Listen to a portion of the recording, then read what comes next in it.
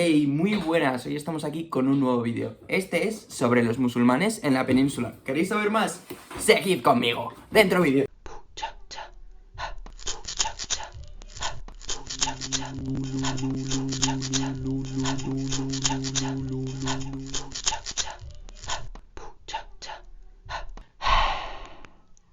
Ya estoy de vuelta. A comienzos del siglo VIII, la península estaba bajo el poder de los visigodos, con un único reino. Sin embargo, había problemas por quién iba a ser el monarca del mismo.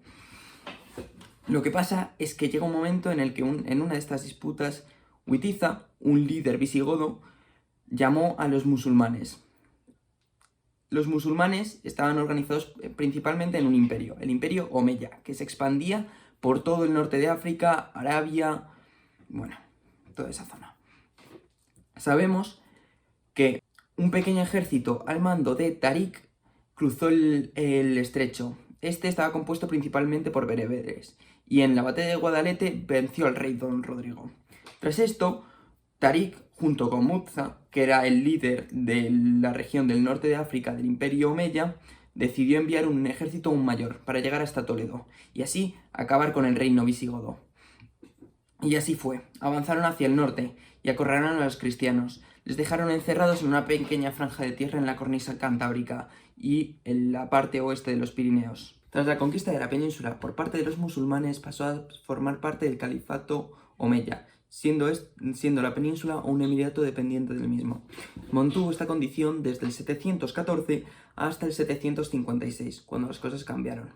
El emirato dependiente destacó por su inestabilidad, basada principalmente por las diferencias entre bereberes y árabes, y es que, tras la conquista, los árabes se quedaron con las tierras de mayor provecho, otorgando a los bereberes aquellas menos provechosas.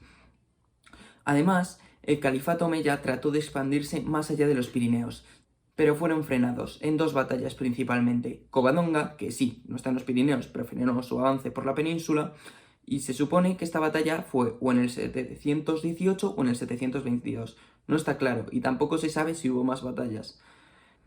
Y otra, Poitiers, en el 732, donde las tropas francesas acabaron con los musulmanes y les hicieron retirarse hacia la península ibérica. En el territorio de la actual Siria se encuentra Damasco, la que otrora fue la capital del califato omeya. Resulta que en el 750 la dinastía omeya cae y surge una nueva dinastía, los abasidas. Estos, los omeyas, son perseguidos, pero uno logra llegar a la península, Abderramán I, y funda el Emirato Independiente. Este estará vigente desde el 756 hasta el 929, cuando cambiará la cosa. De este emirato sabemos unas cuantas cosas. 1. Se organizaban aceifas. Estas eran incursiones musulmanas en territorio cristiano para saquear el botín de guerra y evitar su avance militar, para así no tener un enemigo en la península. Y 2. También había crisis internas, en este caso producidas por las diferencias entre musulmanes y mozárabes. Y diréis, ¿qué son los mozárabes? Los mozárabes era población cristiana que se había quedado en sus tierras tras la invasión musulmana y seguía practicando el cristianismo. Esta, como los judíos, eran gentes del libro, por lo tanto eran en cierta manera respetados por los musulmanes. Sin embargo, no tenían los mismos derechos y no podían acceder a cargos públicos.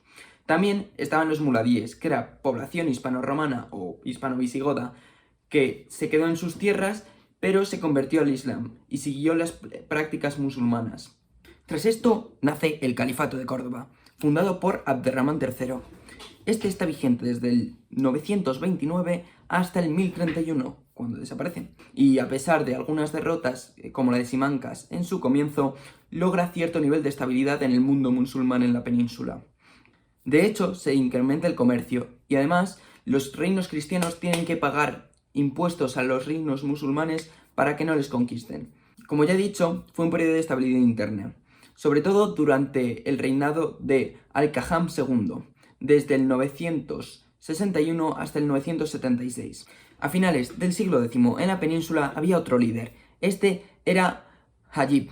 Pero, ¿quién es Hajib? Nosotros principalmente lo conocemos como Almanzor, y fue un líder militar que estableció una dictadura militar en el Califato de Córdoba y se logró mantener gracias a las victorias militares como Barcelona o Santiago de Compostela.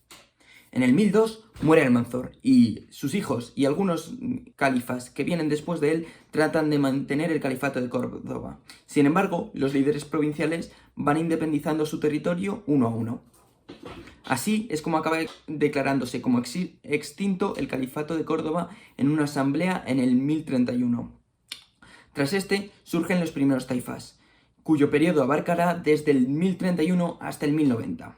En estos taifas había ciudades muy prósperas como Sevilla, Toledo, Valencia o Zaragoza. Sin embargo, eran muy débiles militarmente. Por lo tanto, los reinos cristianos lograron avanzar y además lograron imponer unos impuestos a los reinos musulmanes. Estos eran las parias y debían de pagarlos si no querían ser conquistados. A pesar de los tributos que los musulmanes pagaban a los cristianos, las parias, el rey Alfonso VI de Castilla avanzó hacia Toledo y la conquistó en el 1085. Tras esto, los reinos taifas musulmanes decidieron buscar ayuda en los pueblos del norte de África. Allí había un nuevo imperio, el imperio almorávide. Este envió refuerzos a la península y derrotó a los cristianos en la batalla de Sagrajas.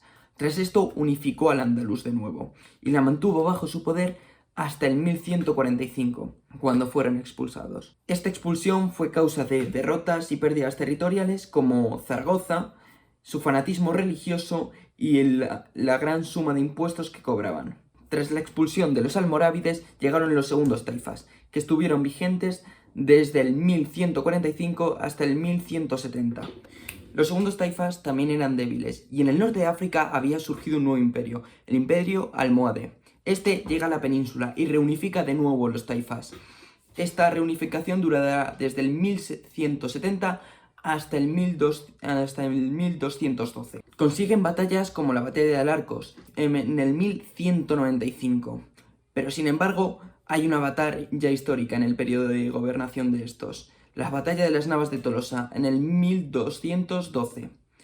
En esta, los reinos cristianos aunan fuerzas contra el enemigo musulmán y logran ganarle.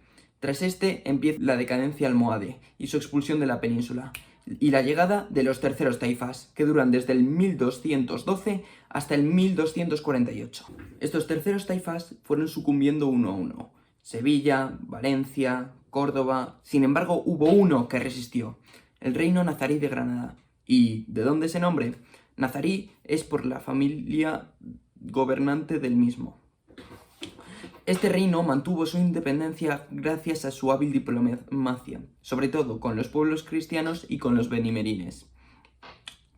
También sobrevivió gracias a la cohesión entre los reinos que lo formaban, el reino de Málaga, el reino de Almería y el reino de Granada. Además, llegaban grandes cantidades de población musulmana al reino de Granada debido al avance cristiano. Debido a la crisis de Castilla durante los siglos XIV y XV, Granada tuvo un periodo de esplendor, sobre todo en el siglo XIV. Sin embargo, pasó a ser vasallo de Castilla.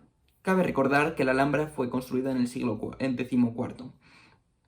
Sin embargo, ya en el siglo XV, tras la unión dinástica de Castilla y Aragón, la presión sobre Granada se hacía mayor y estaba rodeada. Al final, en 1492, el rey Boabdil entregó las llaves de Granada a los reyes católicos, como señal de rendición del reino.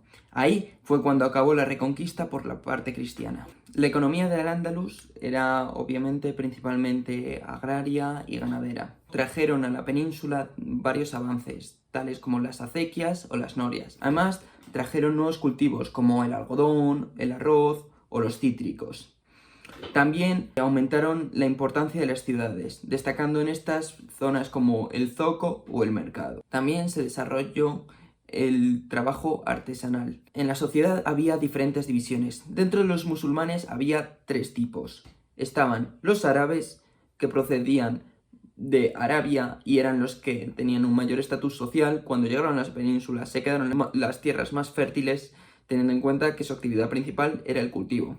Luego estaban los bereberes, los cuales era un pueblo convertido al Islam procedente del norte de África y cuya actividad principal era el pastoreo. Y luego estaban los muladíes, que era la población hispano-visigoda que se convirtió al Islam y adoptó la cultura islámica.